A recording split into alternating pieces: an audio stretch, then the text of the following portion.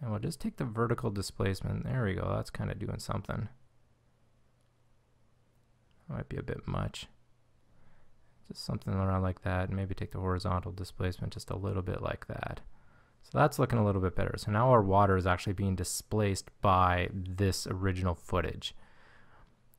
And so now the last thing we're going to do here is just apply a little bit of a vertical blur onto this whole thing, I think. So we'll take a directional blur and let's just crank this up a little bit. Something like that. That actually looks pretty good, around 20. Like that, before and after. Yeah, I like that. That's looking all right.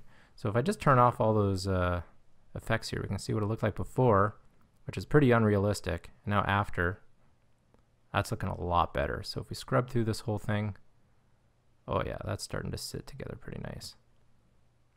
Okay, so let's move on to the next step. So the next thing we want to sort of pay attention to here is the edges. If we zoom in, we're looking at this at full quality right now, and you can sort of see the top layer of these trees. They're looking a little bit ratty. It's kind of looking like a little bit of an unrealistic comp, especially along the edge right here. And there's a couple of things we can try to do to actually play around with this. And I just want to show you one of the new things that's in CS5, which is actually kind of cool. If I just zoom in here, sort of go over to the left-hand side, there's this new filter called under, where is it, matte? It's called Refine Matte. And it sort of does this kind of pixel estimation, motion estimation kind of thing. And it tries to actually smooth out and sort of decontaminate the edges of your matte based upon the whatever algorithm this thing is working with. I was kind of playing with this earlier, and if you just sort of set these settings to something like this, it kind of helps these edges a little bit. So basically what it's doing here is there's this decontamination subcategory here, and if I set this to 0, you can actually see that it's trying to decontaminate a little bit of those edges and try to getting rid of that, a little bit of that blue sky that's in there and get that out. And you can actually show the decontamination map here, and you can actually extend it by like a couple of pixels or so. You can extend it by 1 or 2 pixels, and you can kind of see the results of that when you go back, and it actually tries to get rid of some of those edges. So if I go back to our original comp now and I kind of look here, you can see that those blue edges it's trying to get rid of them. It does a decent job in some situations. In this case, it's not doing as good of a job as I would have hoped. If I played around with it a little bit more, I could probably get some better results, but in this case I just decided to leave it off, and I'll show you another way to kind of get around this. So there's another tutorial that I did that was involved light wrap and edge blur, and what we're going to look at is just doing some edge blur on here to kind of fuzz out these edges a little bit. So in order to do that, what I'm going to do is I'm going to take my sky key comp, I'm just going to duplicate it, and I'm going to call this one Sky Edges. And let's just open this guy up. And so on this adjustment layer here, or actually I'm going to make a new adjustment layer rather. And let's apply the channel, set channels. And what I'm going to do is I'm going to set all of the RGB channels to be the alpha channel. So basically now what we've got, if I turn off transparency here, is we got a black and white matte of our key. So what we need to do here is we need to find a way to kind of define the area that's between these two black and white areas here. So we need to basically make a mask that just is along this edge. And the way we're going to do that is we're going to go into the Stylize menu, choose Find Edges, and if I turn transparency back on, you can see this. Now we've got this basically 1 pixel black edge along the edge of this mask. Now as 1 pixel, it doesn't really do us much good, so if I use the simple choker, I can just kind of crank this out a little bit, and then if I blur it just slightly, let's just make a fast blur of like 2 or 3 pixels here. Now that's kind of basically going to be our fuzzy edge that defines where we're going to blur. Now we not only want to do this to the trees, but we also want to do this to the water line as well. So what I'm going to do is I'm actually just going to duplicate the water key layer and call this water edges. And I'm going to copy this adjustment layer that's got all of our alpha channel and find edges stuff on it.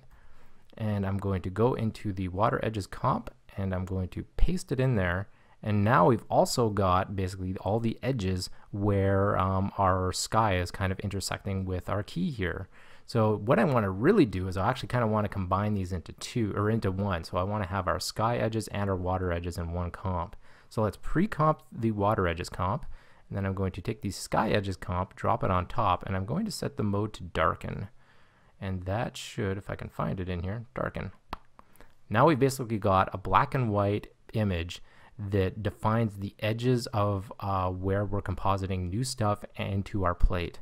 So when I apply the fast blur on our main comp to using this as an alpha, it's just going to affect these edges. So let's just do that. So I'm going to go back into our main comp here.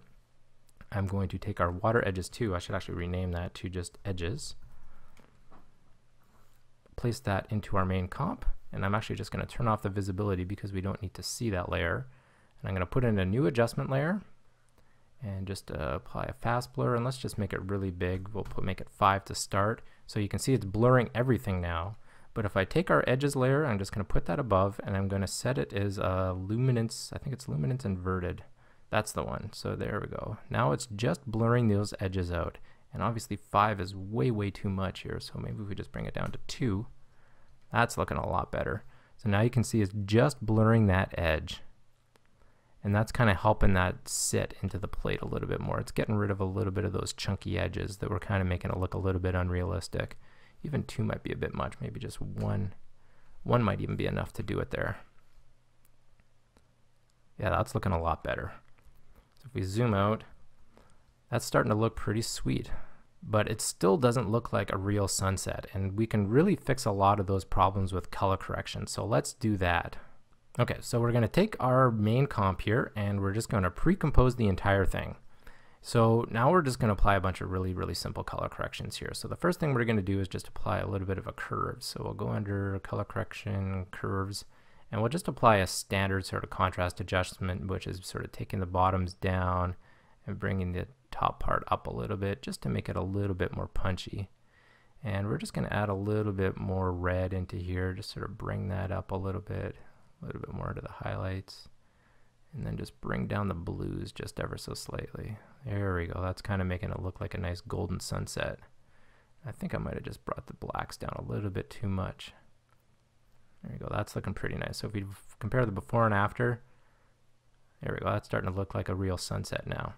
Okay, and one of my other little favorite things we can do here is just apply a little vignette. So I'm just going to make a new adjustment layer and apply the exposure adjustment, and we'll just take the gamma and we'll crank it down, and then I'm going to select our ellipse mask tool, just double click on that guy, and then I'm going to invert that mask and then just blur it out like crazy, and that's going to give us our vignette. Just zoom out, see how that looks. Toggle that on and off. You know, I think I can bring that down even more. Something like that, and maybe even shrink this mask in a tiny bit. There you go, something like that. And I think the last thing we're going to do here is just apply a lens flare, just because we can. So I'm going to take the adjustment layer here, and I'm going to take the new optical flares plugin by Video Copilot, which is really awesome. And let's just pick a new flare here. I think the one I was picking before was under natural flares. Let's see, once it loads here, yeah, rim light, that's the one I liked. And I just wanted to turn off one of the elements here because I didn't really like it so much. So there we go, that's looking pretty sweet. But what we need to do is we need to actually position that into the center of our shot here where our actual sun is. And this plugin has a really cool mode in it where it'll actually track the luminance of your plate. So if we set it to luminance and then set our source layer to be our pre-comp here, then basically it's going to go through and track it. And right now it's the settings are a little bit out of whack. So I'm just going to set the threshold to 100, tell it not to track the color. And I think set this around 60 and the scale around 30. That's looking pretty good. So now basically it's just doing the lens flare, but it's just on black. So we need to set this to over original, and then bam, there we go. Now we got our nice sunset lens flare going on there, and that's looking pretty sweet. So I'm just going to sort of scrub through here just to see if everything's sort of moving in place, and I think it is. So I think this is going to be our final version here. That looks pretty good. So I'm just going to do a quick RAM preview, and then yeah, we'll come back and we'll see how this looks. All right, so we got our RAM preview going here, and I think this is looking pretty sweet. The edges are looking pretty decent. They could do with probably a little bit more work. Playing around with that refined edges would probably help a little bit. But this lens flare is looking really nice. I love it, and the sky is looking good. It's tracking into place. Everything looks good with the water as well. So I think this has been pretty successful. If we just sort of take a look at what we started with here, which is pretty dull and, oops, wrong way, pretty dull and bland there. I think we achieved something that looks really, really good. So we can compare before and after. I really, really think that that's a definite improvement.